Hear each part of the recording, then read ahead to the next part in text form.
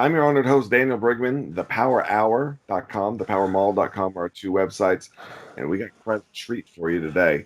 Uh, Man, it needs little introduction, if any. Jordan Maxwell. JordanMaxwellShow.com is his website for the better part of 6 decades, 6+ decades, actually. He has been on a quest for the truth, a quest for the root down to the foundation. And where are we? Where are we going? How did we get here? Many of the things that you take for granted that you know now that people didn't know 50 years ago, a lot of them you can trace back to Jordan and his research. We're very excited to have him on. Jordan Maxwell, welcome back to the Power Hour, my friend. Well, thank you, Daniel, and it's a pleasure to be with you always. Thank you. Yes, very good. I know that you've had a little bit of a health scare here lately, so I've Yeah, told the audience a little bit I had about. a heart attack, and then that was in Las Vegas. I had a heart attack. That they were able to save me and get me back on my feet. And then I was on my way coming to northern Arizona to Flagstaff. And when I got here, I had a stroke right after I Wow. had the heart attack. And so but the stroke only affected my balance. Happily, it didn't affect my intellect. It affected my balance only. Yes. So I still remember everything. Thank God for that. Yeah. I talked to you a little bit about heart drops off air, and so we're going to make sure that we get some heart drops to you quick. Now, if I send them to you, you're going to take them, Jordan. That's the Yeah. question. Yeah. Okay, you take them. They're strong, but they will. What they do is they help with your arteries. They help clear your arteries, and so many That's what I people have want. had. Yeah, Yeah, that's that's what you good. need. Well, that's what a stroke is. Stroke is just brain, arterial blockage in the brain or vein blockage in the brain. Anyway, enough of that. You're doing pretty good, all things being considered. I Yeah. was very concerned. I didn't hear from you for a while. I thought, wow, he must have fell off the face of the earth, or I made him mad. One or the other. I don't know. Pretty close. Fell off the earth pretty close. Pretty I didn't close. think I was going to be here when I had the stroke and fell on the yard. I fell in my backyard and Wow. fell on the ground, and the people I live with called the ambulance, and they called 911, and they came out and got me up, picked me up, and put me in a gurney, and we went to the hospital in the ambulance, and I was there for 5 weeks. Yeah, almost 2 of the weeks was in rehabilitation hospital. After they got through with me in the hospital, then they sent me to another hospital, which was a rehabilitation hospital. So I was there for about 5.5 weeks, and I was out of commission. Boy, you should see my emails when I got home. It was 7,800 emails, 7,700, 800 emails. Wow. Just an enormous amount of emails to Well, go through. during this time, I mean, you probably are trying to stay calm. You probably don't see much of the news or what's going on. Obviously, you don't check emails. You're out of it during this time. Yeah, I was just totally out of it. I was laying in a hospital bed, couldn't move, couldn't go anywhere. So, what was the bigger shock? Coming back and finding all your emails or coming back and finding out that the world's turned upside down? Which one? Coming back and finding out the world I live in was committing Harry What comes committing to your mind suicide. when you see these masks? We've talked about this. We had David Icke actually on not too long ago. We talked about these masks.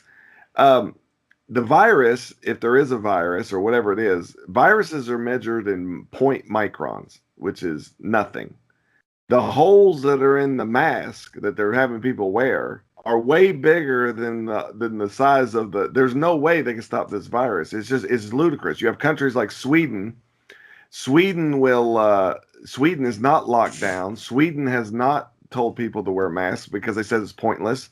But yet the United States has no problem forcing this upon us. When you see this lunacy, I'm not gonna put words in your mouth. What comes to your mind about all this? Lunacy. because when V.I. Lenin was setting up the Communist Party in Russia, and they called the new government the Soviet Union, like the Painters Union, the Carpenters Union, and now we got the Soviet Union. It's all part of collectivizing everybody into a one place and control the labor. Well, that was what the Soviet Union was doing. And V.I. Lenin, one of the guys at the top, said that the Russian people, the people of Russia and all the different little countries in Russia, we need them to go along with our scheme to communize the nation. We need them people. We need them bad. So he called the Russian people useful idiots because they're idiots because they're going along with something that's going to take everything from them, and they're going to be thrown into prison and lose their life. So they had to be an idiot, but they were useful because they needed the numbers. They needed everybody to join the Communist Party.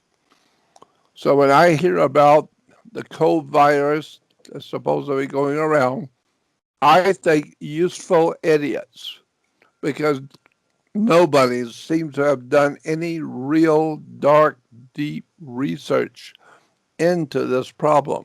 It's incredible how much people don't know. I have these thoughts, and especially a lot of the guests that we have, they talk about what's wrong. They're doing this. They have a plan for this. They're exercising, and it's almost like we're helped, like we're victims. Yeah, I don't feel like we're victims. I feel like the biggest allusion to this, and I think you're referencing it kind of Lenin in Russia. It doesn't matter what plan they have. They need our cooperation. Our cooperation is essential to make this work for them. that's what they would call, that's what the Russian people would call useful idiots. They needed the people to agree to put themselves under the World Communist Party. So the people automatically gave to V.I. Lenin and Trotsky and all the other top communists their agreement. Okay, we'll join the Soviet Union. Of course, they didn't have any choice.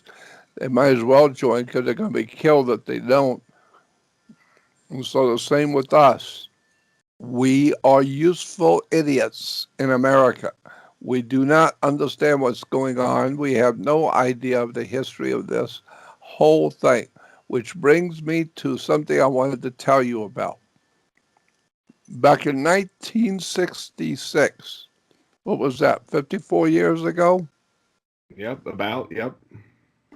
Okay, so we say 54 years ago, when I had hair and was young, I had a dear friend who was a major name in Hollywood.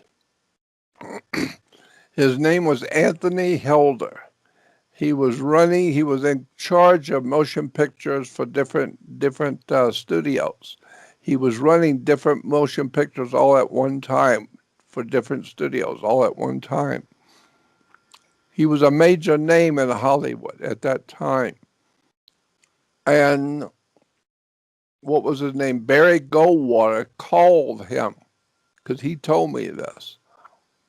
My friend Anthony Hilder told me what happened. He said Barry Goldwater called him at his home.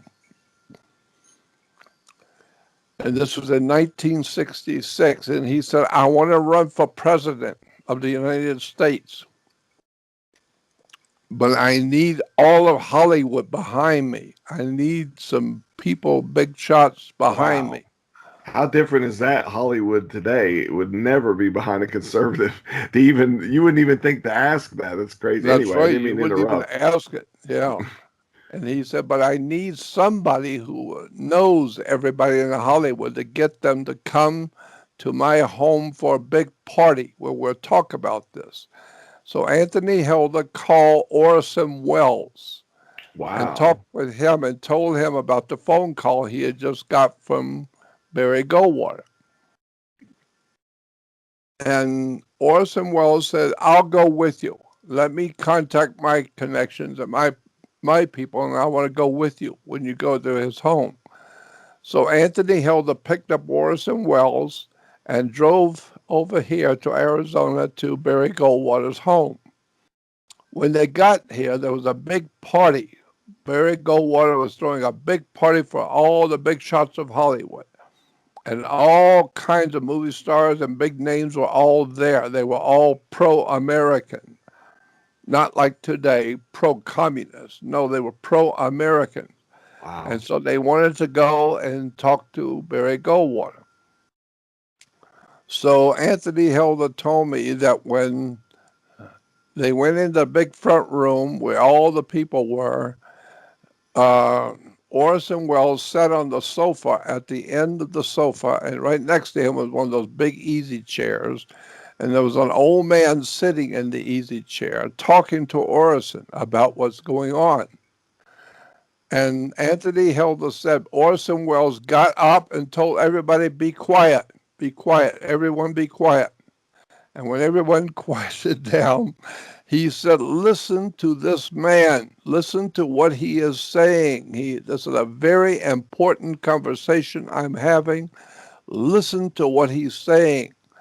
And he said that this old man began telling the audience what was coming to America, what was going to happen to America, who was doing it, how they're getting their money, how they're being financed, what they're doing and who they really are and what they're doing to this country and what was coming to America. And Anthony asked the old man if he would come to Hollywood and record it in his studio. Anthony had a big recording studio. And the old man said, yes, I'll come. And Anthony said, I'll pay you for your time and I'll bring you there. And you'll want for nothing if you'll just record what you just told this audience. I can't believe the things you were saying. It's just so incredible. But I want you to record this so I can put it out on the market for the world to hear, for America to hear.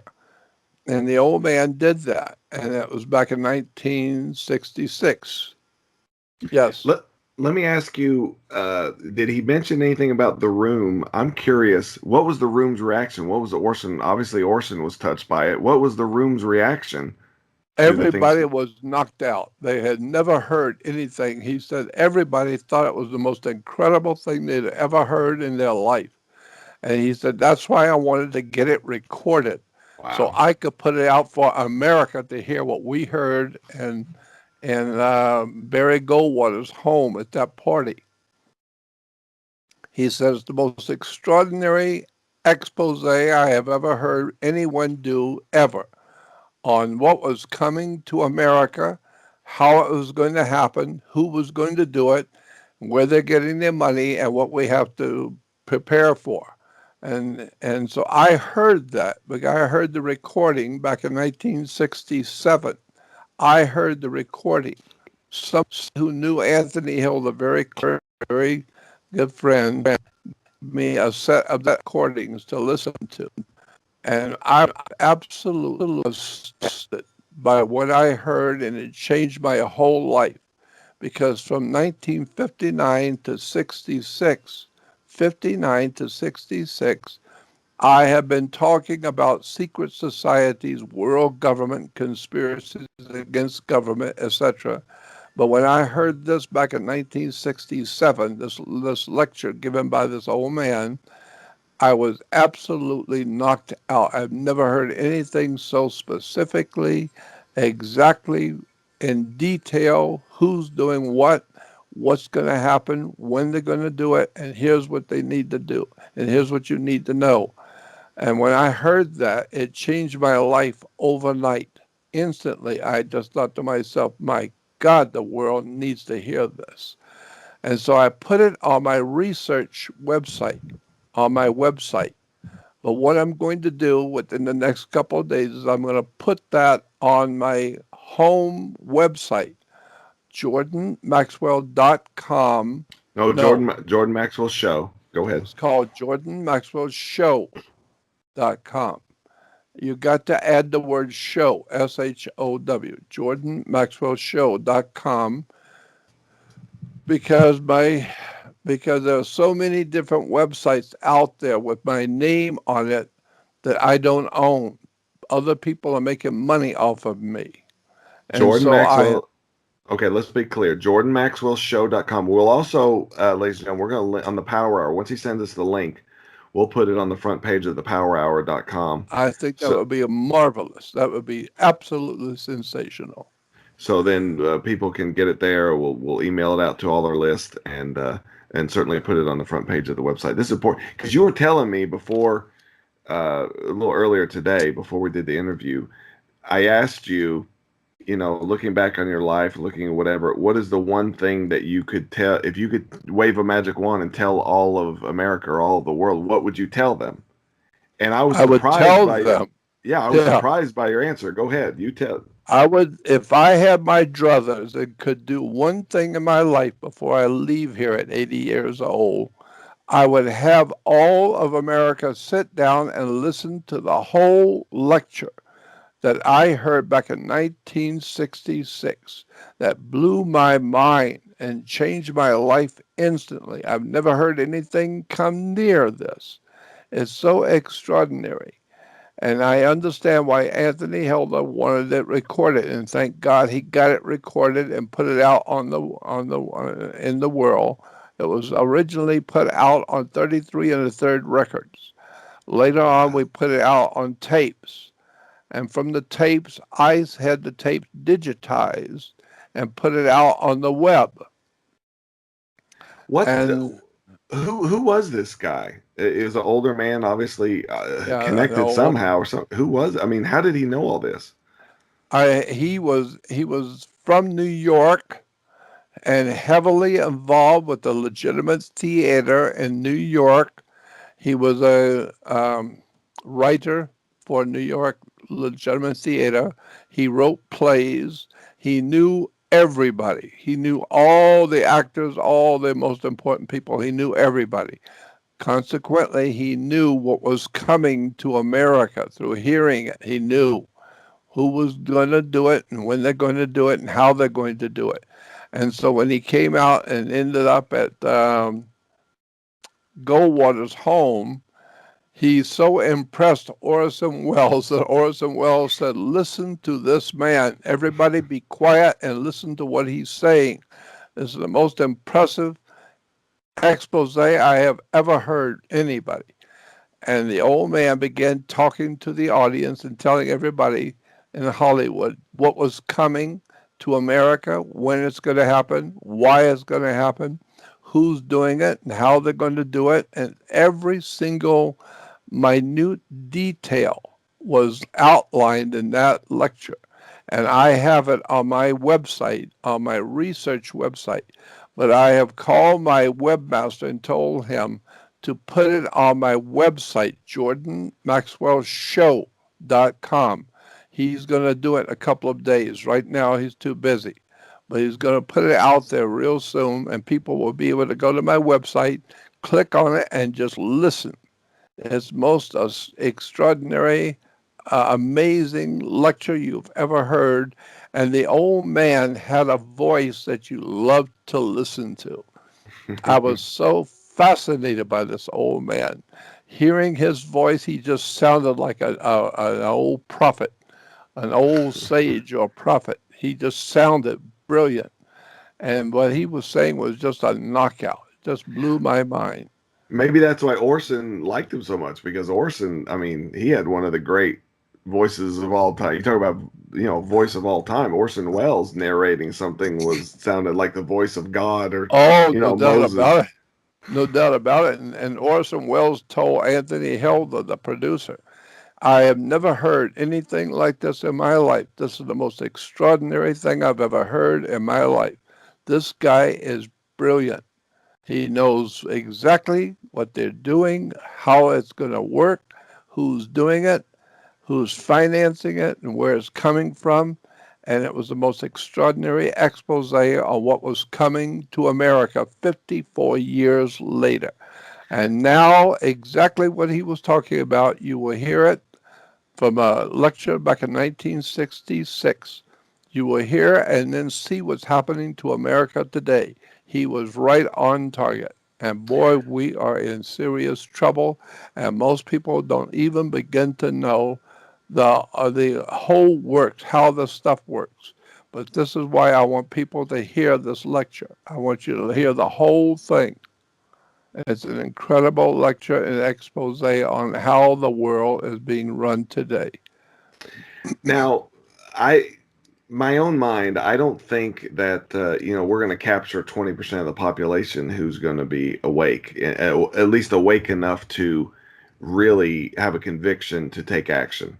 Yeah, People, different percentages, they're awake about certain things. 50% of the population probably thinks Fauci is an idiot or whatever. But, really what we need is 3 to 10%, 3 to 5% even, that will be convicted and will draw the lines in the sand about issues. this lecture will do that. If Don't you you can think? get, Do you agree with that? Do we I just need totally that? agree with that. But if you can get people to actually listen, most people can only have a minute or two attention span. They don't want to hear anything that's going to be an hour and a half, or 2 hours, or whatever. They don't have that kind of time. But you better take the time and listen to this lecture because it was extraordinary.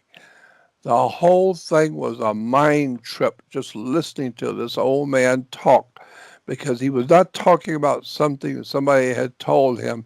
He was talking about being there and seeing these people and knowing exactly what they're going to do, when they're going to do it, how they're going to do it, and what's coming to America 54 years ago. What is for that 3 to 5% that we're really trying to capture here? What is it that's next on the horizon? What is right in front of our face that maybe we don't realize or see that we need to, snap to about? I think that we're not clear on how close America is to becoming a thing of the past. America is going to be destroyed. Oh, America is going to be destroyed off the earth. And the people doing it, this lecture gives you every single detail. You can't get a more detailed instruction on how this is working than what I'm going to send you and what you're going to put out on your web. It's the most incredible story you're ever going to hear of what was coming to America. all right. Let's back up. I mean, let's not gloss over what you just said. That in the plan, then we're not going to say it like it's going to happen. We're going to say it like, this is what's planned, maybe, or somebody wants to do. We're not going to. I don't like to say things and then, give it power, so to speak. You know what I mean? Like it's going to be destroyed. It's planned to be destroyed by these people. Yeah. And we're talking internal fighting, internal civil war. Daniel Estlin. Are you familiar with Daniel Estlin? Yeah, I know about him. Yeah.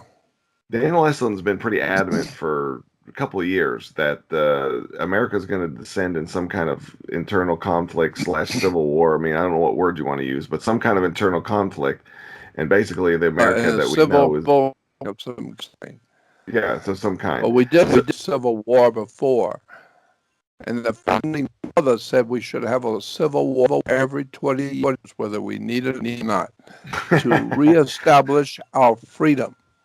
That's what the founding fathers, one of the founding fathers wrote Thomas that. We should, Jefferson. That was Thomas Jefferson, matter of yeah, fact. we should have a sanguinary revolution every 20 years just to reestablish the American way of thinking for freedom and liberty and the Declaration of Independence and our Constitution. Most people don't know there are two constitutions. There's a Constitution of the United States of America, and there's a Constitution for the United States of America. Of and for don't mean the same thing, and the judges know that. Federal courts know that.